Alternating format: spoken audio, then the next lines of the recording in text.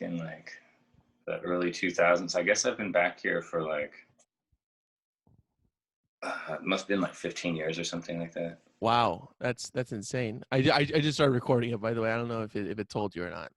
Oh, I don't, probably. Just Oh yeah. just just making sure. This whole Zoom thing is crazy. Yeah, this is the first one that I've done via Zoom. So we'll see how it goes. Yeah, it's trippy. Yeah, it seems like a lot of podcasts are just moving to this format. I mean, which is great. I mean that they're still able to run them, but it's just not the same, you know.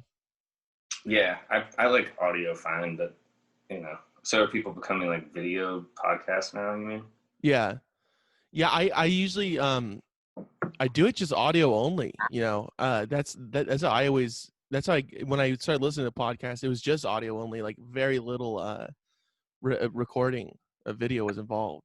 I mean, I like to because I listen to conversations of people when I'm like just doing crap around the house. Like if I'm um yeah, what interviews and stuff it's like great for and also like old time radio, like radio dramas and stuff, it's like Yeah, good when you're like cleaning and stuff. You don't have to watch anything. yeah. It's just like it's something in the background that is like keeping your attention while you're able to do something else. Yeah, I Yeah, like that. yeah. That's definitely a plus to these things, and there's so many now. It's like you can find something like that is so obscure, and there'll be a podcast just about that, which is great. Right, that is kind of cool. It's Yeah. just so much content though. I mean, like it's just content crazy, like streaming services, TV, And podcasts, yeah, like films, all this stuff. sucked into some weird rabbit holes and end up with some like bizarre like knowledge you never thought you would, you know, want or need, but then all of a sudden you're like a specialist, like Yeah, I just recently got into looking into like what happened to John Wilkes Booth. I didn't think I'd oh, be into that, but I just kind of found some information on it, stumbled upon it, watched a couple of videos on it. I was like, all right, this is pretty interesting. Then yesterday morning, I was flipping through the TV, and I was like, oh, John Wilkes Booth. I was like, I got to put this on. I gotta see if my information is correct. do you know the guy that killed him is super weird? Did you learn about that? Yeah, he burned in the barn, right? Well, yeah, but the guy that shot him, like they were like leave him alive because they wanted him for like I don't, whatever they wanted to find out Sure. more about his crew or whatever.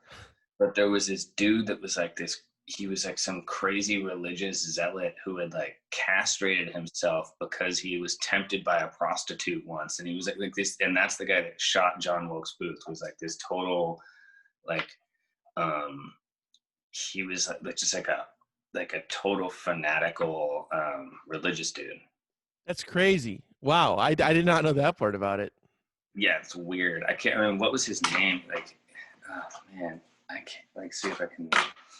It's pretty weird. Like, it's kind of that was the part of the story that stuck out to me. I don't know what you were learning about, but that Yeah, was like, that's definitely a attention getter right there. Yeah, I had yeah, no clue about that. But then again, there's probably a podcast that discusses it in full detail. yeah. There's probably like a podcast just about this guy's weird like life history or something. Yeah, definitely. Boston Corbett. Austin Corbett? Boston, like the town in I Massachusetts. don't know what. It's a strong name. Yeah, it's pretty weird. Boston. Let me see. Yeah, what a trippy dude. Um, yeah, I don't know, he's a weird guy. Yeah, that's pretty odd. That happened in Maryland, right? That he was finally they killed him. Probably because I guess did he shoot him at that theater? That if that was in D.C., then I guess everything around D.C. is like you're either Maryland or Virginia or something, right? Yeah.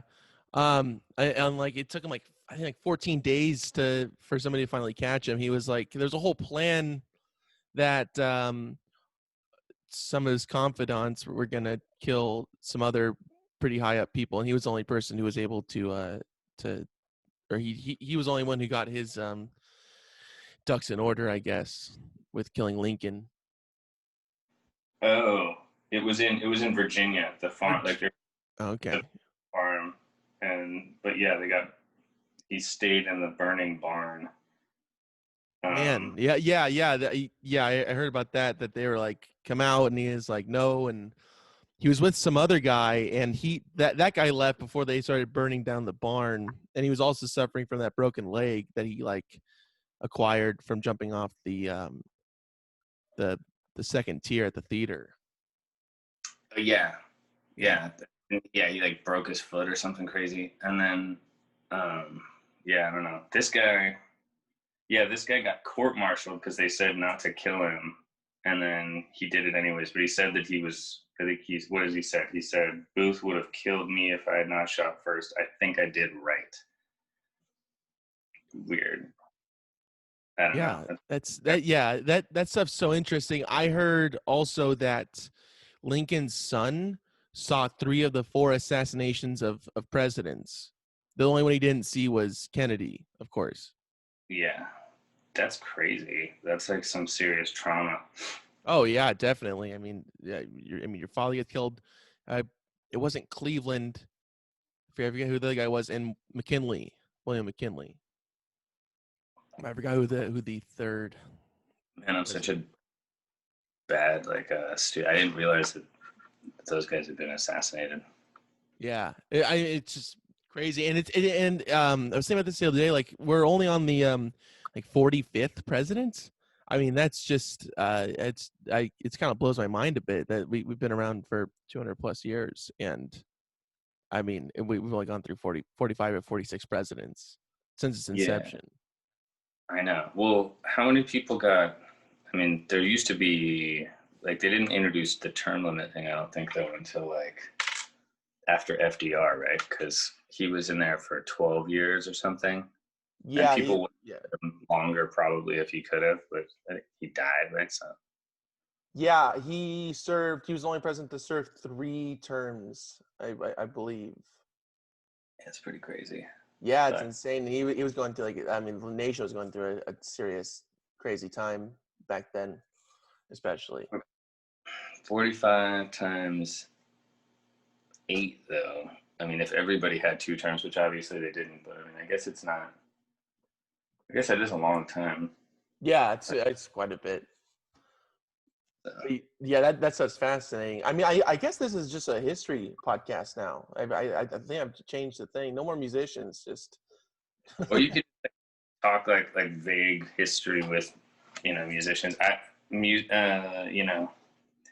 Maybe it can be like musicians or just people's chance to get back at history itself, by being so, or I don't know. I think about sometimes how history is, like how much of it is real, because it's just these stories that we're getting from whoever won the war and all this stuff. So there's got to be or if you've ever read an account of something that you were at, and seen that it was wrong, and you realize like, oh, that's history. Like that's how it's just somebody happened to be the writer, and then now that's official, but it's not necessarily true. It's kind of I think we just like accept things for the sake of our insanity sometimes. I mean, it's important to history is important, I think, obviously, but I think that it's like an ideal to aspire to more than like a thing that we can rely on, if that makes any sense. sure. Yeah, definitely. And you got to look at history as it's not written by the vanquished; it's written by the victors. You know. Exactly. So which is also, I mean, you got to take that with the grain of salt. I mean, there's 2 sides to every Yeah. situation. Yeah. So what a weird world, but I don't know. Yeah, that's a great introduction, and that's a nice leadway into my first question. But how did you get started making music? Mm, I don't know. I think I always as long as I can remember, I've made music. I remember like one of my early memories was my mom played cello like in high school, and she'd given my dad a guitar. I remember them playing together like in the living room. As like one of my only memories of them together, actually. But like they were, um, I remember them like trying to play music. I think they were both kind of like out of shape, you know, musically. Yeah. But then when I was little, I would take that guitar and like go under the stairs in my parents' house with it and stuff, and like play down there. And I just always kind of I remember I would make up lyrics and stuff when I was like 6. Like I just started writing songs. I never. It's not something I ever didn't do. Yeah, that's awesome. So they were just playing cello and guitar? They were Just trying to. that's Yeah, that's a pretty interesting duo. I like it. I mean, you see drums and guitar, and you see a couple other things in guitar, but never cello and guitar. I think they were ahead of their yeah, time on that. yeah. It's what we had. It's what was in the house, I guess. You know. Yeah, put everything to use. That's awesome, man. So around 6, and you're just did any of the lyrics that you wrote down as a kid ever surface back up and make its way into a song?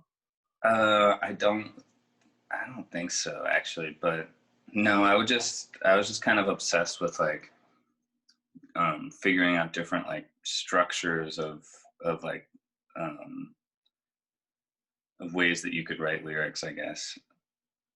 Yeah, Yeah. that's great. That's a great start. I mean, that's young. Yeah, So totally. always had a interest in it for sure, right? Yeah, it was just like always. I think it's always something that just felt good. Like I don't really. It's not so much of a. Yeah, I don't even know if I think about it as much as it's just like a like singing. You know, like I think I started just singing. You know, and then that just felt like the right thing to do. I don't know. I Yeah. never.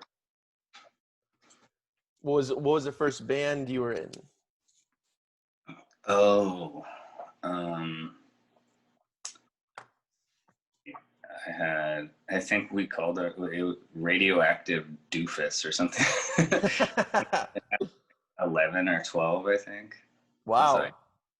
it was like yeah, something like that. It's like some, or maybe there was other name. There was some funny band names that, but I can't remember all of them anymore. Somewhere there's probably like a old folder of like, you know, fake little like flyers I made or something like that. You know.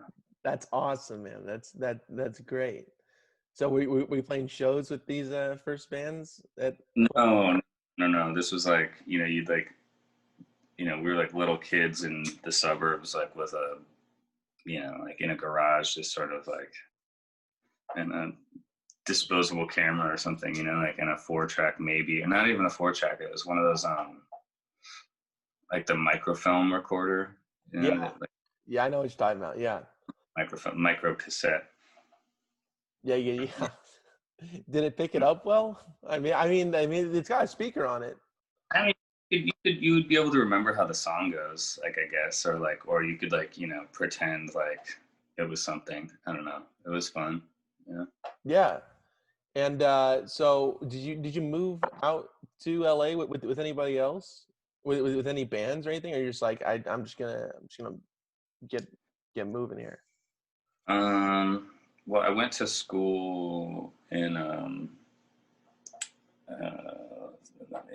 I was on the East Coast, and then um, I moved back. I'd grown up around here, so then I moved back with some friends, and I ended up let's see, I ended up starting a band with. Have you ever heard of the Cairo Gang? That sounds very familiar. Or well, this guy Emmett Kelly, who's like a friend of mine from. We met when we were teenagers, but we had a band called the Charlemagnes, and that was like it was a 2-man band, and we would play like I had a kick drum and a snare drum and a guitar, and he had a hi hat and a snare drum and a guitar. We both had microphones, and then let's see, like he would well, you'd hold the stick in your strumming hand like that, and while you're strumming, like you'd hit the drum, Yeah. and then we learned how to do like drum fills together and stuff, and then we could sort of like piece together, like we'd play beats, like I'd be the kick drum and the snare drum, and he'd be the hi-hat and the snare, so then we could like sort of get this thing going on. And we played like just like ridiculous situations. Like we play like on the 3rd Street Promenade in Santa Monica for like stuff, but like everybody hated us except for like little kids and the like the homeless people that were there would try to give us money and we'd have to give it back, you know. But like Yeah, otherwise, the cops would tell us we'd have to move because we were like weird and we were disturbing people's dinner and stuff. But you know, it was pretty fun. that sounds great. I love how the homeless are like, you know what, I'm gonna give these kids a few bucks. They surely need it more than I do. Yeah, Yeah, I remember. Yeah, we'd be like, we can't really take this, you know, it's too weird, obviously, but it was, ethically, yeah, it's just that feels odd. yeah, but it was definitely, yeah, huge compliment, obviously. Yeah, Um, very nice gesture, at least. yeah, for sure. It's hard sometimes when people are like, oh yeah, let me give you some money for this. You're like, no, no, no, and then they just really insist on giving you money. It's like, I don't want to make this an issue, but I don't want your money. You know, like And that's always an interesting thing to deal with. we did want people's money, but we couldn't take their money, Yeah, you know. yeah. And okay, so from there, then what was the next step after in Santa Monica?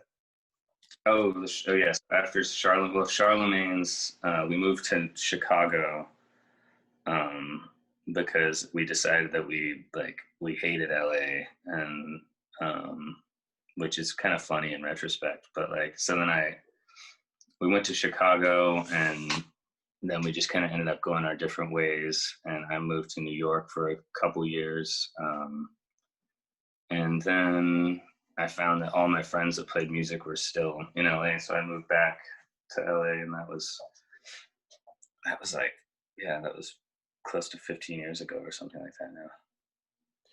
And do you see yourself moving anywhere else at this point?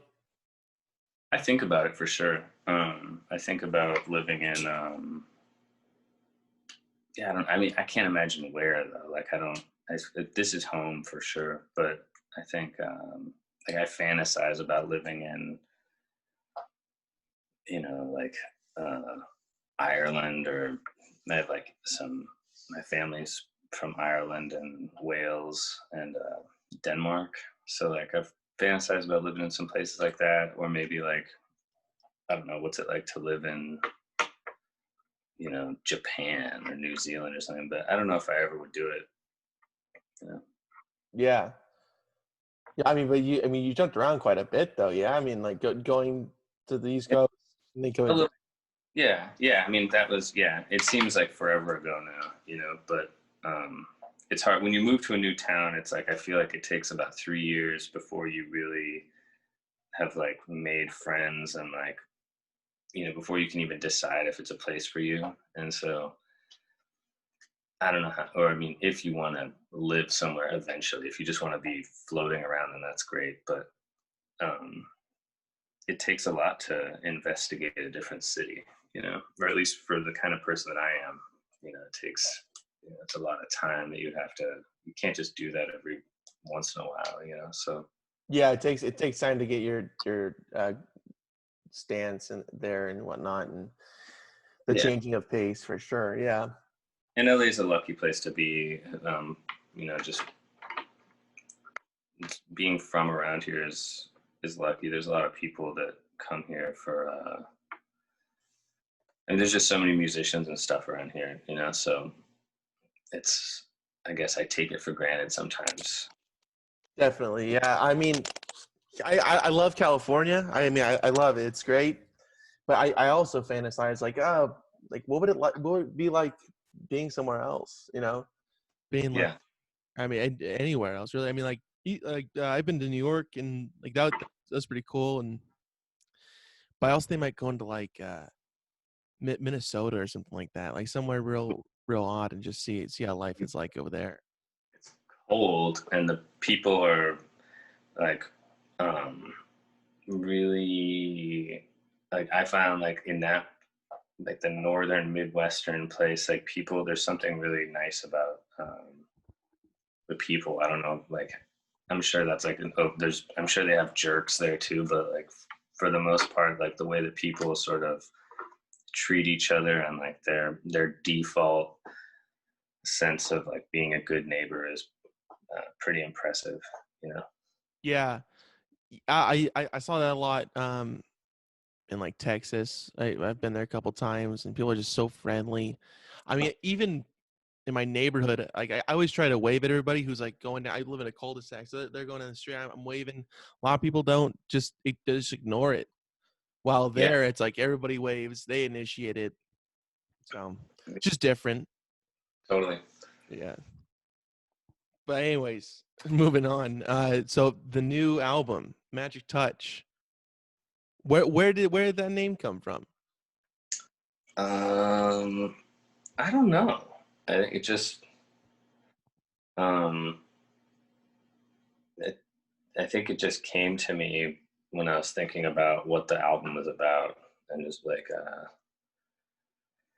yeah, it just has to do with basically just what it does to you when someone comes into your life, and like what everybody's doing to each other all the time, and how much we maybe, I guess it just means that um it's like the magic of touch would be, not so much like, so and so's got the magic touch or anything like that. It's more like, um like you could say, like black shirt magic touch or something like that, you know what I mean? Like Yeah, you should write that down. By the way, I like that, and maybe you can incorporate that. That'd be pretty cool. Black shirt, Magic Touch. Yeah, man, I really like it a lot. huh? I'm sorry, man. I wasn't trying to talk over you there. No, I just said I really like the album, man. I really like it. Um, can you talk to me about Carolina? Carolina, yeah. Carolina, sorry. No, it's cool. What about it? What was the inspiration for that song? If you wouldn't mind getting into it. There's a girl named Carolina. That, yeah, and and and I guess, um, yeah, wackiness ensued. Um, that's about. I don't know what else I could say. No, that's perfect enough. Did she spell her name with a K? Yeah, it's a sort of European um, spelling. And has she does she know about this song that's about her that's out? Oh yeah, yeah. I mean, it's funny though, because I mean, it's like this. It takes so long for things to come out that they're not like necessarily fresh tales or anything like that, you know. So this stuff is at this point, it's kind of like, back in history, this stuff is all sort of resolved or whatever you want to call it, like so. But yeah, she's of course heard that song. And she likes it, I'm assuming. I mean, it's not like comedy with music. With comedy, I feel like it's hard for people to fake laughs and stuff. I'm sure, who knows? I mean, I feel like, maybe Carolina like prefers techno, I don't know. Yeah. How long have you been sitting on these songs though for? Um, well, not really. I mean, it's just like the album was finished, I think, about a year and a half ago or something like that, so just for the things to get put out, and especially with the pandemic, that slowed pressings down. So there was like, I think, like an extra maybe like 2 or 3 months just added on for that. And Sure, yeah. so that's how Did that goes. you yeah, do you have anybody that you record with, or is it all you recording it?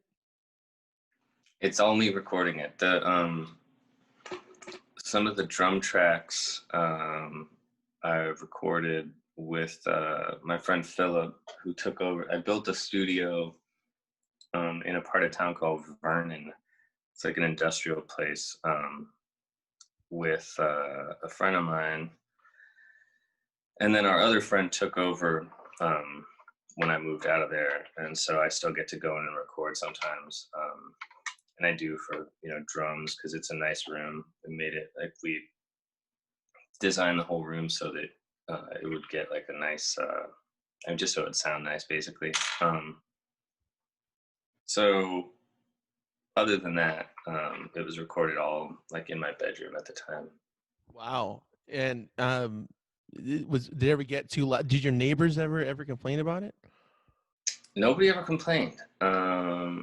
I lived in the older buildings in LA. A lot of them are made primarily with, or not a lot of them, but you can find buildings that are made primarily with like concrete, or like some of the buildings from like before the 40s. They're kind of pretty well soundproofed. Yeah, So definitely. that, I always think it's so odd. I mean, a lot of musicians obviously reside in LA, and it's like, how are you recording drums? You know, I mean, it's so loud all the time. But I well, mean, there's ways yeah, to do it. for that, I for the drums, like I said, like I went to this studio, and then for the guitars and stuff, most of that is all direct. So there was no, I wasn't Right. using amps or anything like that. So it was actually pretty quiet. The thing that would have been loudest was just mixing and having the music turned up all the time.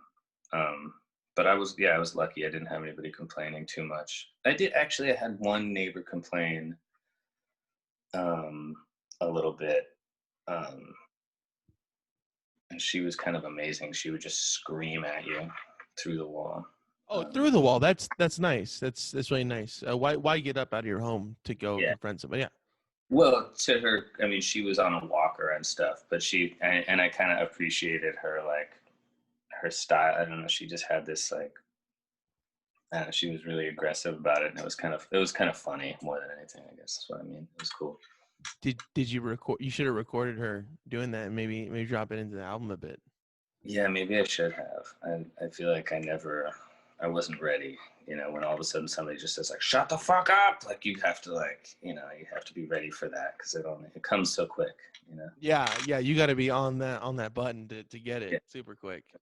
yeah. I wasn't on the ball. Does she still live there?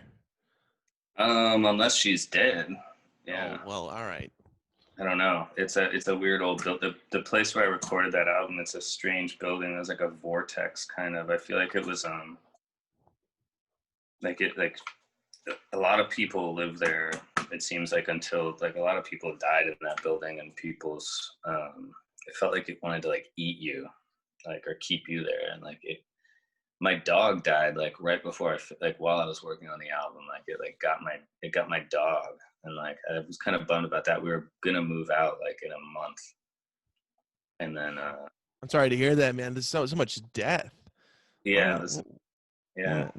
It's a weird element to that place. It's like it makes me feel like it was like built on some kind of weird like sacred burial ground or something bizarre like that, you know? I mean that seems like the only logical answer to that. Yeah. Yeah, I mean that's a lot of people's go to for that. It's like, all right, it could be a burial ground. It could be spirits. I mean, I never rule it out really A because vortex of some sort. yeah, you never know. You never know what the exact answer is. You can never just put that aside. Is this Yeah, building still there? exactly. Oh yeah. Yeah. Yeah, it's in Hollywood. It's a Very nice building. nice. It looks nice. But inside, not so much. Inside, I mean, it is nice in a way. I mean, it's just there's some kind of strange thing happening there. According to me, some other people might think I'm just crazy. Maybe um, maybe I'm just one of those people that likes to romanticize that kind of thing for myself to just make life more interesting. I don't know. You could write a book about it. That'd be interesting. You know, a haunted apartment. Yeah, somebody You could call should. it like At Death's Door or something like that. Or Death's at Your Door, perhaps. Or yeah. Or I mean, at least at the neighbor's door. At least there. Yeah, the neighbor's dead. That's just super blatant, just like on the line. It's just the neighbor's dead. That's it. Yeah. Yeah. It kind of grabs your attention though. It's like, all right, like, well, why? You know. Right. But how many times have you moved since you've been in LA for these 15 years? Man, probably 13 or 14, something like that. Wow. So do you bounce around the whole city or kind of stay in the same areas? Uh, yeah, some different areas, I guess. Yeah, just randoms. Yeah, I don't know why I moved so many times. It's kind of insane. Like but hopefully I won't move again for a long time. Yeah, I mean, and how's it going right now? Living there. I mean, is it still pretty desolate on the streets or what? Well, yeah, I think everything's supposed to be locked down now, right? So it's Yes, I pretty, believe so, legally. yeah. So it's pretty quiet. Yeah, and so is this your first album with Mexican Summer, correct? Right. Yeah. Yeah. And you have it on Castle Face too, right? Before? The last the last one was on Castle Face, yeah, Weird Moons, and the one before that was on Ty Segall had an imprint on Drag City called God Records. That was the first album was on that. I mean, that's a lot of different people. I mean, that's like a lot of really important album or record companies rather. I mean, how did you get hooked up with all these people? Um, well, just by I guess being around and playing music. I don't know. Yeah, I mean, I met Ty, I think, through Tim Presley when I was in White Fence, and I met John Dwyer around the same time, and then Kate LeBon introduced me to Mexican Summer. Yeah, those people never run the same circles. Yeah, Yeah, yeah, especially Ty and John Dwyer. they're, It seems they're like it'd be a great match, but I don't think that they've ever met before. right. Yeah, yeah. I think they're old pals from you know when San Francisco was still a place people lived. Were you up there at the time of Ty being up there and John in the garage scene? I've never lived there. No, no, um, no. And that was kind of, yeah, it was kind of that. It was funny. Like that stuff was kind of all, like I didn't even really know about it, like to be honest, until I made friends with those guys. And although actually, when the OCs first started, I played in this band called Women and Children with my friends. I was kind of filling in for uh, one of their members, and we played some shows with the OCs like when they were first starting out, and um, those were really great shows too. Um, like just tiny little shows in San Francisco and stuff. So I guess I knew about them back then, and uh, they sounded amazing like even back then.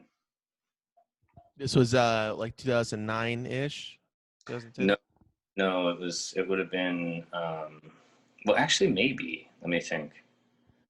No, it would have been 2000. I want to say like six ish or something like that. Okay, yeah, relatively in the same time. Yeah.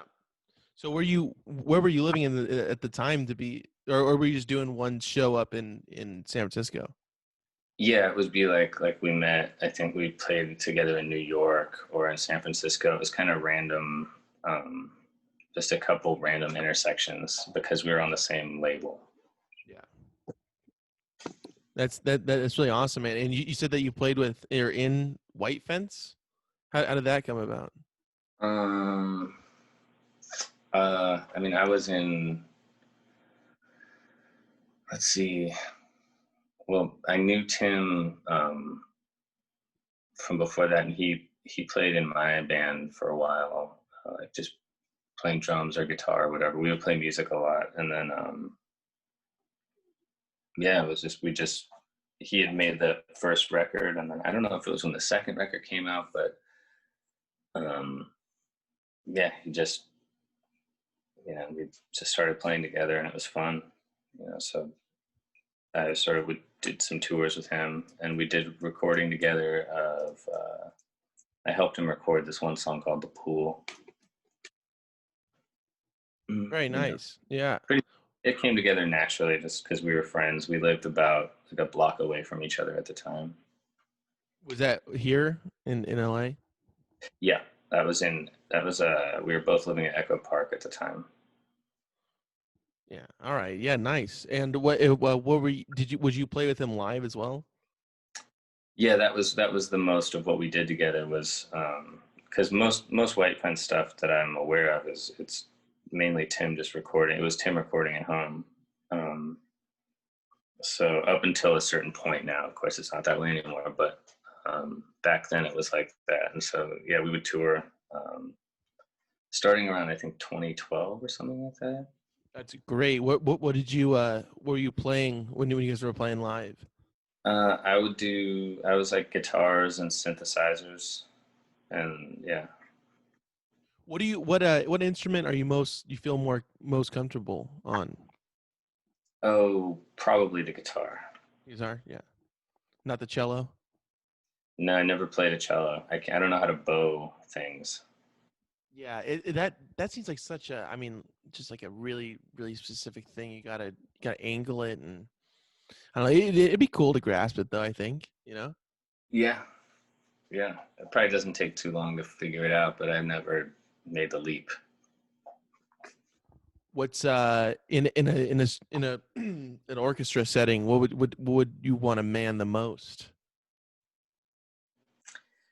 Oh, like if I just could magically play anything? Oh yeah, yeah.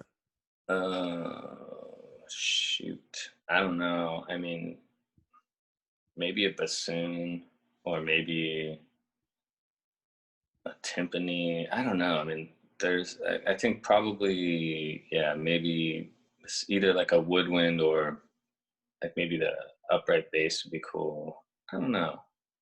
All of it's awesome. It's Yeah, all, yeah. yeah. It's kind of hard to narrow it down. But when you said bassoon, you kind of came out of left field with that. I kind of forgot about the bassoon, but I like that was like the first One idea. of, that's one of my favorite instruments for sure. Yeah, I feel like it's overlooked. I definitely don't think about it very often, but when I'm reminded of it, I'm like, oh yeah, yeah, yeah. Has a good sound to it. It's beautiful, yeah. Yeah. So did you mix and master this last album yourself? Yeah, I've mixed them all. I didn't master it. The mastering is that's like I'm starting to learn about mastering now, but yeah, that's kind of like it's a special task for you know people that practiced it a lot, I guess. So there's a guy named JJ Golden who mastered this one. Very nice. And is the other ones? Did you mix them as well? Your other albums? Oh yeah, yeah. How did you learn that? Did you go to school for that? No, not really. I think you just have to. I mean, I studied sound design in school for like that's like synthesizers and. So are you still there? There we go. Yeah, yeah. I was out here. Synthesizers and stuff like. But yeah, you just kind of have to just be patient and make it sound good. I don't know how else to. I think that's everybody that says that they know what they're doing is kind of a liar. Like I mean, you can't really know something like that. Like, there's nothing to know. Like, you can only like something can feel right or it can sound right. Like, in the or appropriate for. I mean, it's art, so it's like if you know something, then you kind of don't know anything because it should be more, in my opinion anyways, this is totally just me talking, but I feel like um it would be weird to just be so predictable and like, oh, I know this is how a drum will sound. It's like, well, why? Like, then every album would just sound the same and there would be no point to anything. So Sure. And that is the new rule. You heard it here. Jack Name said it. Not everything can just sound the same, right? yeah, You're setting the rule. That's it. Now everybody well, has to agree with it. nothing ever will sound the same anyways, I guess. Yeah. But it seems like, I mean, I guess actually it could if everybody just starts using like the same sample pack or something like that. But I don't know. I mean, it just seems so silly. So my point is more to be encouraging for anybody else that feels like they don't know how to mix. It's like there's no such thing as knowing how to mix it, but if it sounds cool to you, then there's a good chance that it might sound cool to somebody else. And or that, you know, if you feel like it's like that's as pretty as you could make it or whatever, then that's great, you know. Like, so chances are someone else will agree. That's kind of my approach, you know. Yeah, definitely. For each its own, right? Yeah, exactly. Where was the album cover for Magic Touch taken, and who else is on it? Oh, that's my friend Jamie and I. She used to play synthesizers with me on tour and stuff, and she actually sang on some of the other, not this album, but on the previous albums. And that picture was taken in a photo booth in um, Vancouver after a show one night. I can't remember the name of the place at the. I want to say maybe it was like the Biltmore or something like that. I can't remember what it was called. You used one of the strips, one of the pictures on the strips. Yeah. Nice. Yeah. It looks cool. It looks really unintentionally artsy, if that makes any sense. Sure. Yeah. It's a crappy photo. No, I like it, man. It's all saturated. Yeah, it looks good. I mean, it's a low, the quality of the photo is, you know, the people that were helping me with the design were kind of frustrated at the quality level of that photograph, but I think it has something about it that's kind of nice. I don't know. Some people would say it has the magic touch. Yeah. Hey. It's a callback. It's circling back. Right. But yeah, did you just send over the photo to them and like, hey, this is what I want it to be? Yeah, had to do a few different scans and stuff to get it in the right, get it as usable as possible. Because, you know, it's like this tiny little thing. Yeah, you gotta blow it up and make it Poorly to begin with. So, yeah. Yeah, I mean, but it looks good. Where'd you come up with the other two album covers as well? All of them are designed by an artist named Jesse Stead. Um, and we found those images. I can't remember where the eyelash light show was like that there was like a lot of different covers, and we eventually settled on that one. And then Weird Moons was like a sequel for light show, so it kept the same kind of template, you could say. Yeah, was that all? Were they both photographs, or was it a drawing? They were like photographs of like products, Yeah. like, you know, like just sort of like a fake eyelash, and I don't know if I have them in here, but no, I don't. And this is great for a podcast. I'm about visual stuff. Yeah, the vampire teeth, correct? Or Yeah, the fake ones, and is it a picture? It's a picture of space in the middle, correct? Or some stars? yeah. There's some space in there. Yeah. Some space. Where so it was like a collage, and then you just took a picture of it like that, right? That's great. No, I think it was kind of like a digital collage. I see. Yeah. So easier than the Magic Touch album. It was, yeah. Well, no, there was a lot of back and forth, and they're all pretty simple, but they had they took a while to get there. Yeah. Yeah, definitely. Well, I mean, they look awesome. They're visually striking. It looks good. So are you working on any new songs yet, or are you? I mean, I know that you just let out the album, which is great, but do you have any other projects that you're working on? Songs at least? I just did 5 covers for Aquarium Drunkard the other day. Those came out on I think they came out on Wednesday. I did see that. Yeah, for I'm gonna say this wrong. Lagniappe. I would say like maybe it's Lagniappe. Lagniappe. Yeah, all right. Yeah, that sounds better than what I said. I don't know if I'm right. But if I am, that's, then I am. But if I'm not, then I'm sorry. Yeah, But, legendary Pink Dots, Ween, Jimi Hendrix, Shake Finger, and Slap Happy. Why all these bands? oh yeah, Snake Finger. They're all just uh, things that I like, I guess is the reason. Yeah, I mean, Snake Finger's an amazing guitar player. Jimi Hendrix, um, that was that song. I did a song called "Wind Cries Mary," and that was actually like dedicated to my mother. Um, let's see what else. Slap Happy. There's a great band. Legendary Pink Dots is another great band. I guess and Ween. It's a pretty song that they wrote that I liked a lot. Just stuff that I have like personal connections with the songs. Yeah, did these songs? I mean, you just said Jimi Hendrix, but did any of the other covers like kind of jog some momentum in your brain for these past couple songs that came out on Magic Touch? Um,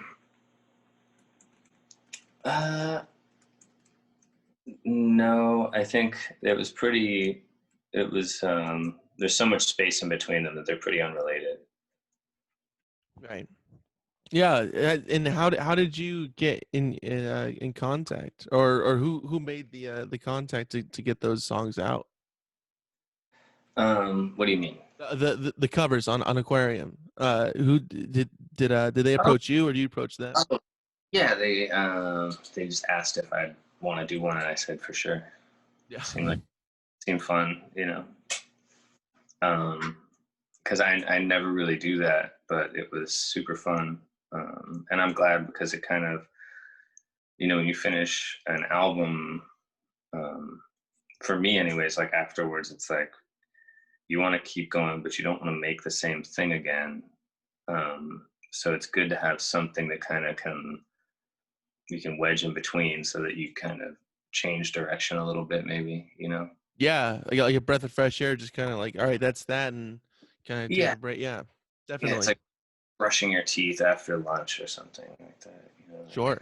Yeah. I mean, because you don't want to brush your teeth after orange juice. It's just not a good pairing. or wait, the other way around is even worse, right? I think. I mean, well, because when it's both mixed, I think it's just terrible. If you brush your teeth and then you take a sip of orange juice, it's like just totally weird, right? Yeah, but I also think vice versa as Oh, well is I'll try it. Try it tomorrow. yeah, do it. It's a science experiment. But I mean, I think you'd have to do it like one day and then do it the next day because I feel like you can't do it back to back because it's gonna taste the same. I don't know though. Right. I'm gonna get MythBusters, try to get in contact with them just to see if they can do anything with Good call. it. Those are the guys to do it. For sure. Anyways, Jack, thank you so much, man. I really appreciate this. Yeah, for sure. What else can we what can we promote for you so the people can find you? Oh, I don't know. I think the record is plenty. Uh, and yeah, um, I don't know. Yeah. You can find it on Mexican Summer. Yeah, Yeah, that's right. That's right. Or random, tell your music store to order it if they don't have it. Or that's actually, if right. It's you're important. not stores, then yeah, just go to Mexican Summer because, they have it. In your band camp as well to Oh, directly yeah, support you, correct? that's true. That's true. Yeah. And check out the sessions that Aquarium Drunkard did, of course. Uh, Yeah. great guys over there. Good music. Uh, I'm vouching for him. If you trust my taste. Yeah. And is that it? And just buy the record, right? It helps you out, right? It does. And hopefully it will help whoever buys it out a little bit too in some way. It's a great record, man. It's Thank it you. it's great. And dude, thank you so much. I really appreciate it, Jack. Yeah, likewise. Thank you, man. I'm gonna stop recording it. So, Okay. all right, thank you, man.